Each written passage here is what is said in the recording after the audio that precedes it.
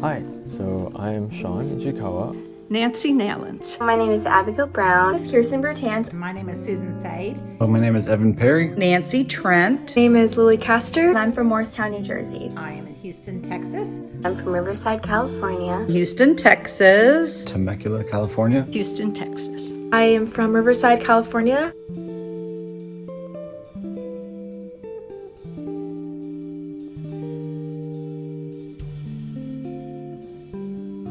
Today's society is heavily influenced by social media. Social media has a huge impact on society. I think social media has become very influential in today's society.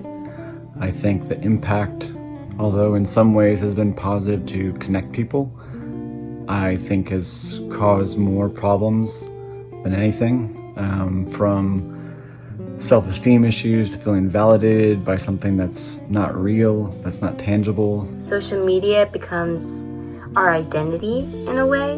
Like we are who we are based on how our Instagram is or anything like that. I'm concerned about the influence of social media. I have seen its negative effects on postings, the language of following or likes and dislikes. To hear someone say that they have 600 friends, the definition of a friend, I suppose for me, is something much deeper than just being an acquaintance with somebody. Almost every institution in today's society has some sort of social media, whether it be YouTube, Instagram, Facebook, Twitter, Snapchat. They have some way to use social media to their advantage. We get our news through social media. It's not just a way to communicate among friends. We live in a world, for example, where we can get our news and political opinions on social media, and where we have a government that governs by Twitter. And we have to determine what kind of value that has.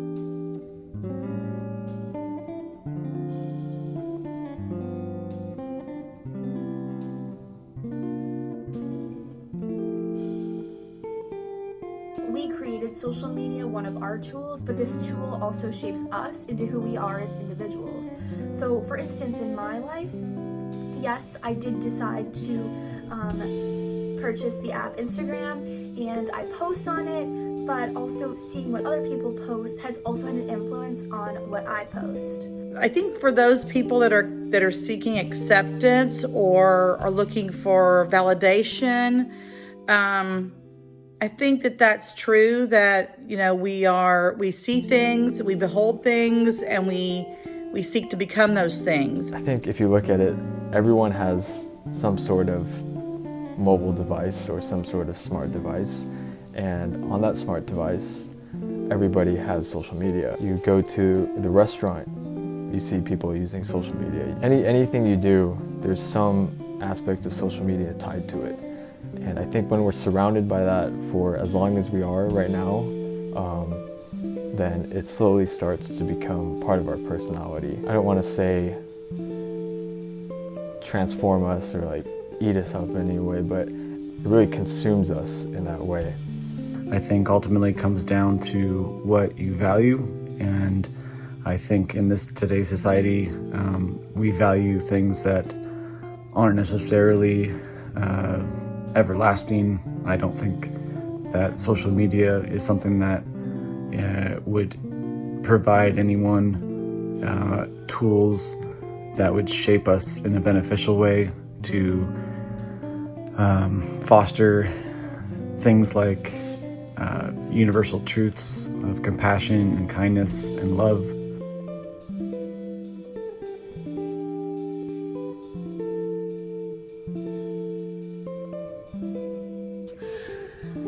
Unfortunately, I don't know if there's a way that we can address it. I think it really depends on the person and their personality and how they decide to carry themselves, because social media is going to be around forever, and the constant feeling of insecurity and competition is is never going to change. It really just depends on the person and how they decide to carry themselves and change their mindset to a more positive one. What we have to do in response to that is purely personal. We have to engage with people more on a person-to-person level. Something that I would suggest would be kind of putting a time limit on the amount of time we use social media.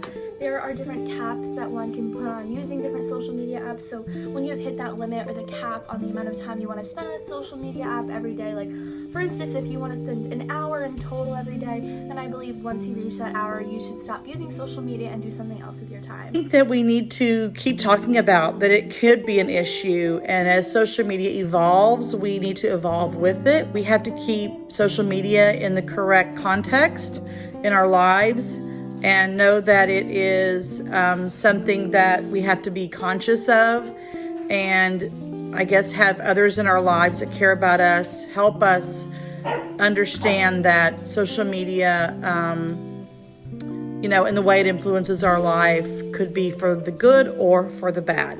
In some ways, I don't even think that social media can be, the amount of social media people use can be reduced, because it's known as easy. It needs to be seen as not as important.